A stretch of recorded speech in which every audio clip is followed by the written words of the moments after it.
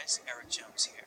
Welcome to Metal 2. In Metal 1, we talked about the basic foundation in coin magic. We talked about how to palm a coin, how to make it appear, how to make it vanish, and then we gave you a few routines so that you could practice some of that. Now we're going to expand upon it by giving you a few more practical applications, some real-world routines that you can use in your own work. We're going to talk about, things like coins across, copper, silver, things that are very relevant, but things that are very modern. We'll have some of the basic concepts. We'll expand upon them with some intermediate to advanced techniques, and I think you're really going to get a kick out of it. This is Metal 2. What I really want you to consider is not performing magic for your webcam or for your mirror. I want you to take these routines out on the street, into your neighborhood, into the restaurants, into your schools, and show them to people. Magic is meant to be shared, not to be displayed for your own use.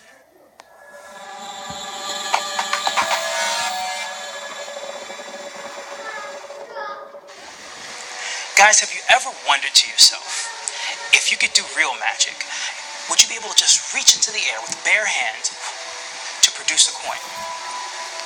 That's what you can do with imagination. This is a walking liberty, $50. If I was to place this coin into the hand, all I'd have to do is give a little wave, and that coin would shrink up into absolutely nothing. But with a blow, it comes right back.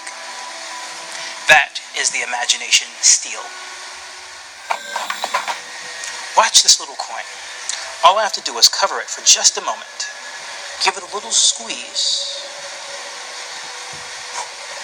And it shrinks up into absolutely nothing. With a blow, it comes right back.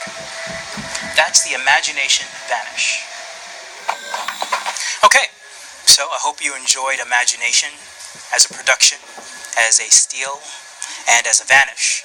I wanted to give you some history. I wanted to come up with a way to produce a coin so that you can show the hands completely empty before the coin is produced. Everyone knows JW grip, where the coin is held just here. The interesting thing about this is that it's a fairly arthritic looking position. It's held pretty tightly. The other thing is you can't see between all of the fingers. In the instance we're using here, the coin will be held between the index finger and the middle finger, like so. That way you can see between each of the fingers. And when the hands mirror one another, it really looks magical. There was a book written by Jeff White. In that book, there was a trick called the hardest damn trick in the book. In the effect, it's a coin trick, he credits a guy named Richard O'Farrell for holding a coin in this particular grip. So I've been calling this the O'Farrell grip. Once again, held between the index finger and the middle finger, like so, parallel to the floor and to the ceiling. Now, even though it's been credited to Richard O'Farrell, there have been a ton of magicians, including myself, who have work on this. Not only Jeff White and Richard O'Farrell, but also Dan Garrett. He has a routine in print called American Ninja Spellbound, which is an awesome routine. So I definitely encourage you to look it up. And also my good friend Daniel Garcia has some independent work on it. So once again, I've been calling it the O'Farrell grip. Let's talk about how to get into it. There are several ways to get into it, but I'll talk about the most practical way. If you start off with a coin in your non-dominant hand, so for most of you, your left hand, in finger palm, held only by the ring finger. That way your middle finger can be free to clip the coin, and with the aid of the thumb, bring it into this vertical position, or horizontal position in this instance, so that the hand can be held flat, or in a curled position, it feels like a finger palm. What's going to take place is the coin is going to be fed into your dominant hand's index and middle fingers, and they squeeze to keep the coin in place. You turn the hand at the wrist, palm up. This hand first, using this hand as cover, and then the other hand. And the hands should mirror one another, and again the coin should be kept parallel to the floor and to the ceiling. To produce the coin, you can reach into the air with either hand and display a bit of nothing at the fingertips, with either the fingers curled or with them extended so that you can see between all of the fingers. As that happens, you simply open the middle finger and index finger. The coin will fall forward as you open, and it will follow the same path that the coin would if you were to drop it into the hand from the index finger and thumb, like so. So up to speed from this position. So you're here, here, to here. It's a very disarming and very pretty production of a coin. That is imagination used as a production. I hope you dig it. So now that you understand how to cause a coin to appear at the fingertips, let's talk about a couple of ways to make it vanish. What if you wanted to place a coin in the hand and cause the coin to vanish? There's a move in magic called heel clip, or a technique called the heel clip, which allows the coin to appear as if it's in the hand even though it's 99% out of the hand.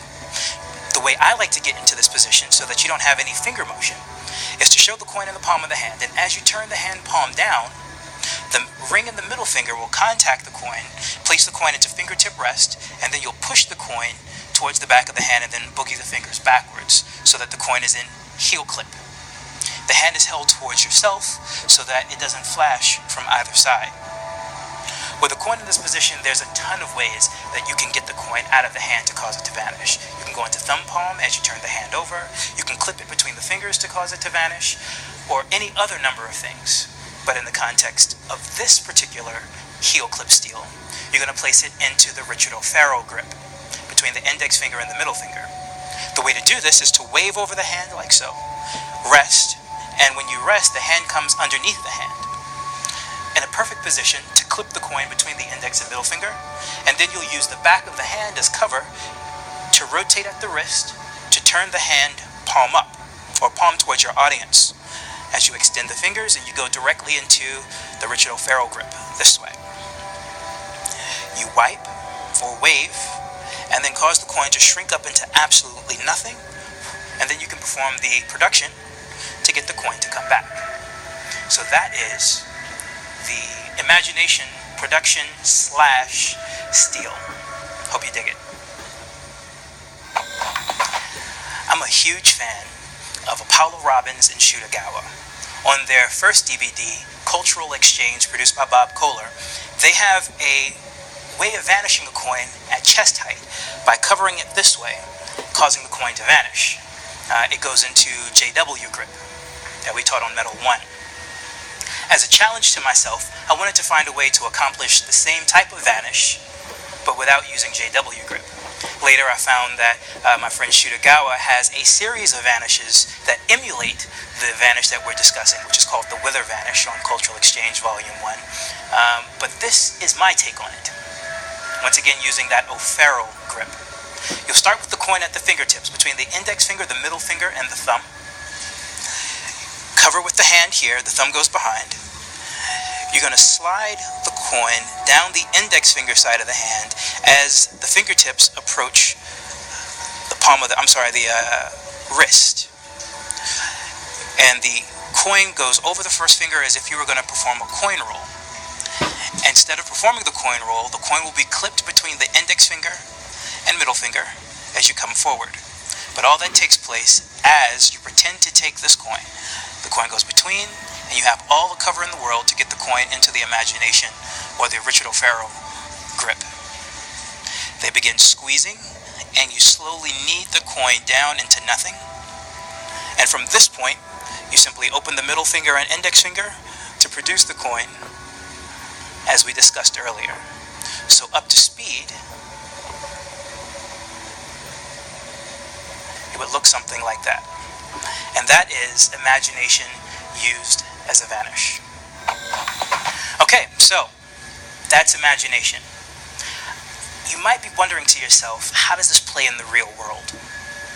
That'd be a great question. Consider this point. I call it spectatorial triangulation. I know it's a huge set of words, but what it basically means is take a step back. What do I mean by that? If you think about triangles, you've got a acute, a right, and an obtuse triangle. Think about that as your line of sight for your audience, or your spectators versus your audience. So an acute angle would be just working for a few people. A right angle, about 90 degrees, and an obtuse, going to be 180 or more, all right? Or 90 or more, I'm sorry. So what's going to happen is this. If you're in a situation where people are off to your side too far, and you're in a position like this, or in JW grip, or in nowhere palm as we taught in the first volume, those can be angly techniques. However, by taking one step back, it changes that angle, so that now your audience becomes a little bit further away from you, so that your angles on the sides come to that right angle. So spectatorial triangulation, again, is just a really difficult way to say, take a friggin' step back. So, when you have the coin here, if you have people on the edge, take a step back, play ball.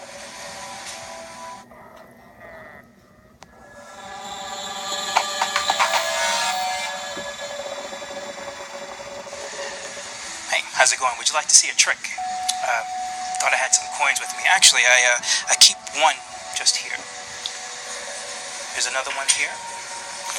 Here's another one here. And there's another one here. Let's get started.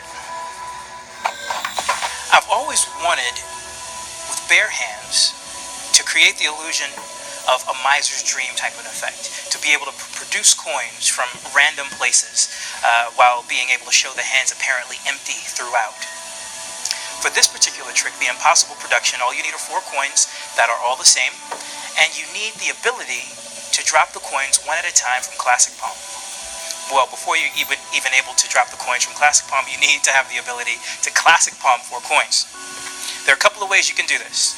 The easiest way is to have the coins in your pocket and literally Classic Palm the 4 coins. Now, I've got to say this. If you're not able to Classic Palm 4 coins secretly while they're in your pocket, stamp collecting might be a good choice. Alright, so you're going to come up with the 4 coins all in Classic Palm. But what you want to do so that the coins can definitely fall one at a time is once they're in the palm, you want to step them towards the wrist so that the lowermost coin is on the palm, but the coin furthest away from the palm is closer to the wrist. This stepping system will allow the coins to fall one at a time simply by tensing and releasing the muscles on the thumb and the pinky side of the hand, like so. I'll try it again. A slight step. 1, 2, 3, 4. One more time.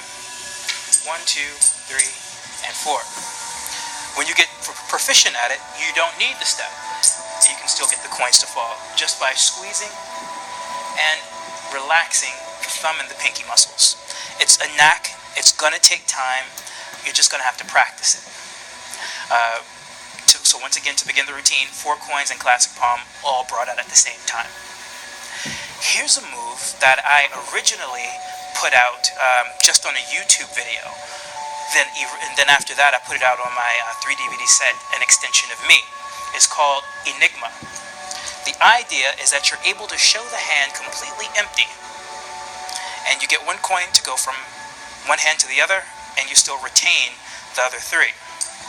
So what I've done there, all 4 coins are in palm. I simply slide 1 coin down the hand and into the finger palm rather, and I use the thumb to press these coins deep into the palm, and at the same time I use edge grip or downs palm angles. I angle the heel of my hand right here towards my spectator's line of view so that the hand appears to be empty. They're simply covered by the thumb, like so that you can flex the hand and it just looks like you're showing the hand empty, which of course again places the coins deeper into the palm and again allows the hand to be seen empty before the work begins. To produce the coins, your hands are by your side and you simply release one of the coins, into finger palm. Turn the hand palm up and you're simply going to place the coin on the pad of the thumb and pull the fingers back, lift to produce the coin, and place that coin onto the table. I turn the hand palm up using cap's subtlety. I place my thumb against my middle finger like this, so the hand appears to be empty. With the coin and finger palm here, you produce this coin, again simply by letting the coin rest on the pad of the thumb and pulling back. You come forward, and as this hand drops, you're going to release another coin from Classic Palm and into finger palm. Now you display this hand empty. So up until this point,